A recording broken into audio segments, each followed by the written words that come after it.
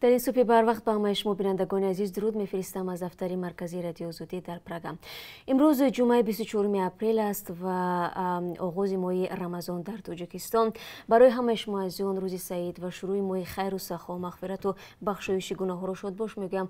خدا کند که با دعای همه ما و شما مشکلات آسان جهان آرام و آسوده و آری از همه گونه وبا باشد.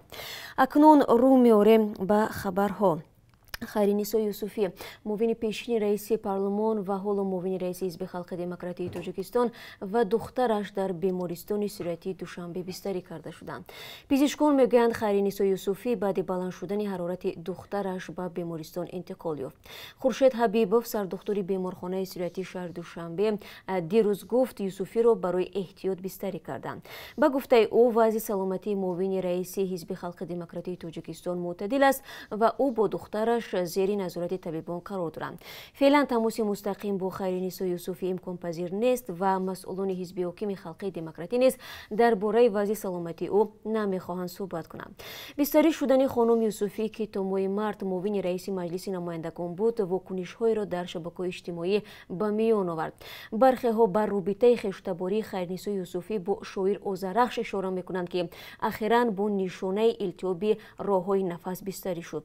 مقامات به این نگرانی ها پاسخ نمیدهند و تنها میگویند وضع سلامتی خیرینیسا یوسفی خوب است. با خبرنگاری رادیو آزادی میسر نشد با خود او یا پیوندونش صحبت کند. یک نفر باخبر از حال خانم یوسفی گفت نه تنها او بلکه اهل خاندانش فعلا در کرانتینند. از چهره های سرشناس بجز از خیرنیسا یوسفی و شاعر اوزرخش اینچنین ادیب محیدین خوجایف با نشانه های پنیومونیا یا التهاب شش بستری شده است. فوت چند نفر از جمله فیزیک مشهور عبدالعلی طاهرов، دادستان جلالدین عبدوجبارزاده و استاد لیسей رقم 1 پایتخت خورشید کریمов از همین بیماری اخیراً رسانه‌ای گردید. زندگی در تاجیکستان ظاهراً مجرای مقرری دارد ولی در قبط‌های از آن اضطراب و نگرانی موج می‌زند. مردم می‌خواهند به تاکیدهای آنکه چیزی نیست و کرونا ویروس تا به ما آمده نرسیده است باور کنند. این باور به آنها آرامش خاطر می‌دهد ولی خبرهای افزاینده از فوت این یا آن شخص از پنیومونیا یا التهاب شش در دلها شبهه را می‌انگیزد تا کجا این رویدادها به ویروس کرونا ربط دارند. کاربران شبکه‌های اجتماعی سوالی را به میان می‌گذارند که اگر این ویروس به کشور نآمده است طرز غیر عادی دفن و هم کرانتین شدن همه اعضای عائله شخص بیمار و گاه کارمندان یک کارگاه برای چیست؟ وزارت تندرستی تاجیکستان این همه را ضرورت درای احتیاط مینامد. ما چاره‌های پیشگیری را بسیار با قوت کردیم. برای همین بعضی ها به شبهه افتادند که انیق کرونا ویروس است که اینها همین خیل کرده ایستادند. اگر کرونا ویروس پیدا شود چاره‌ها را باز از این سخت‌تر میکنیم گفت بیبی خانم درویش‌زاده سخنگوی وزارت تندرستی روز 23 اپریل به رادیو آزادی. اشکار نشدن ویروس کرونا را در تاجیکستان سازمان جهانی تندرستی نیز تصدیق میکند ولی این تصدیق اکنون به اندازه گذشته قوی نیست. خود سازمان روز 23 اپریل اعلام کرد که برای روشن کردن وضعیت هیئتی را به تاجیکستان و ترکمنستان دو کشور پاکمانده از ویروس کرونا خواهد فرستاد. برخی از کاربران شبکه‌های اجتماعی از نقش نماینده سازمان جهانی تندرستی اظهار ناقناعتمندی کردند و شفافیت کار این سازمان را در تاجیکستان زیر شبهه قرار دادند. دانشمند توجیک حافظ بابایاروف در این رابطه به دفتر مرکزی سازمان در ژنو نامه فرستاده خواستار توضیح شده است. اما تحلیلگر توجیک عبدالملک قادیروف میگوید نمایندگی سازمان جهانی تندرستی در تاجیکستان فقط به اطلاع تکیه میکند که از طرف مقامات پیشنهاد می شود. با باور او این سازمان بجز از باور کردن به اطلاع وزارت تندرستی علاج دیگر ندارد. مسئله کرونا ویروس حالا از موضوع داغ در تاجیکستان است و سالهای زیادی را باقی گذاشته است. از جمله اینکه تست هایی که تاجیکستان برای معاین کردن بیماری از روسیه و چین گرفت تا کجا باور بخش هستند. مقامات قبلا می گفتند تشخیص های شبهناک را به مسکو و لندن میفرستند و در آنجا نیز منفی برآمدند. حالا نمایندگی سازمان جهانی تندرستی در تاجیکستان میگوید با دلیل بسته بودن راه و پروازها این کار هم ناممکن شده است.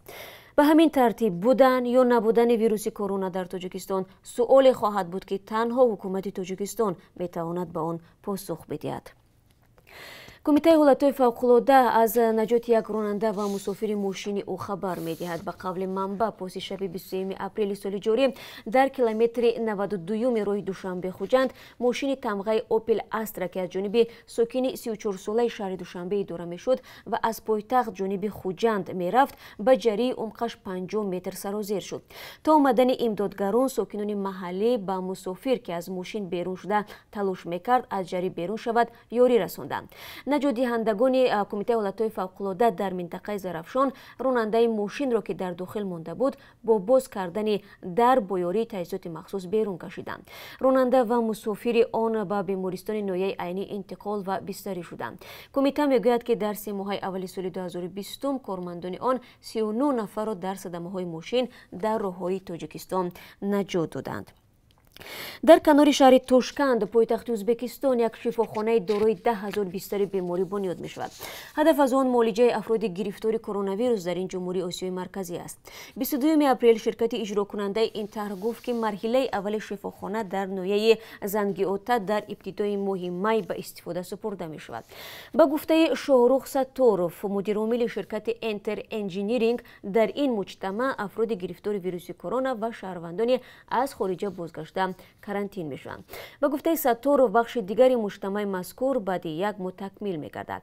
در ماه مارت مقامات تندرستی ازبکستان ابراز داشتند که به مثل شفاخانه ووهانی چین مرکز سرایت کرونا ویروس بیمارخانه بنیاد خواهد کرد که در آن گرفتاران کرونا ویروس معالجه شوند. روز 23 اپریل شماره گرفتاران کرونا ویروس در ازبکستان 1716 نفر بود که از این بین 7 نفرش فوت دیدند. در سراسر عالم ویروس کووید 19 بیش از 184,000 نفر را به هلاکت رسانده است. در سراسر دنیا باشد شماره افراد گرفتار بیماری کووید 19 طبق حساب‌های دانشگاه جان هاپکینز آمریکا از 2,600,000 نفر بیشتر است. دو سروزیر قرقیزستان که با جرم فساد در تکمیل پایگاه گرمیدهی شهر بیشکک در سال 2013 از آزادی محروم شدند به محبس‌های مختلف انتقال یافتند. طبق گزارش خدمات محبس‌های قرقیزستان که 22 اپریل نشر شد سروزیر سابق سپر ساقف که به مهلت 15 سال از آزادی محروم شده است به زندان رقم 8 واقع در دهه شمالی پتروفکا انتقال یافت. سابق سروزیر دیگر جانتورو سوتیبولدیف که به مهلت 7.5 سال از آزادی محروم شده است به محبس رقم 47 واقع در کناره‌های بیشکک فرستاده شد. سابق رئیس شرکت برق صلاح‌الدین عوضوف که در چارچوب همین پرونده به مدت 11 سال و 3 ماه از آزادی محروم گردیده است مهلت باقی مانده جزای خود را در محبس رقم 27 واقع در ولایت شمالی چوی سپری می‌کند.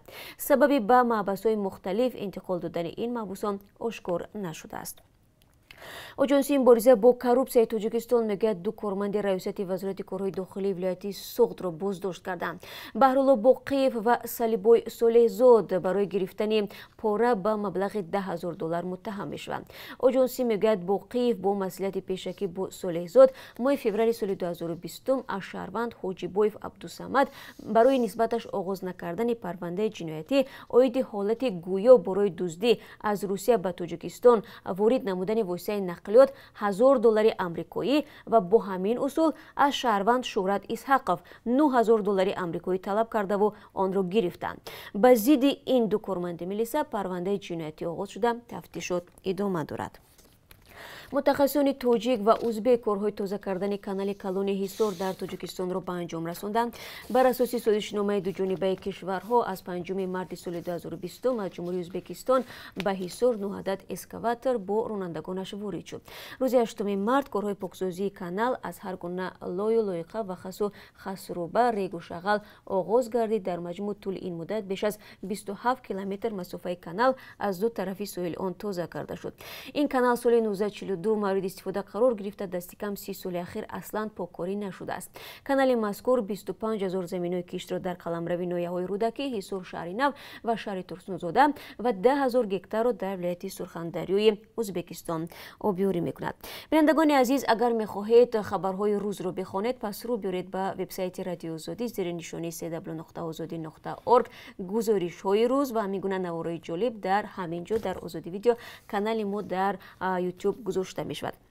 و آنهایی که میخواهند نوارهایشان را به ما ارسال کنند تا اینکه در کانال یوتیوب که برنامه خبری پخش شود، پس لطفاً این نوار خود را طریق رقم های 420 724 056 681 به وایبر، واتساپ و ایمو بفرستید و فراموش نکنید که برای ما بگویید که این نوار کی در کجا از طرف کی ثبت شده است و هنگام ثبت بازم تکرار میکنم که از استفاده الفاظ قبیح لطفاً خودداری ورزید.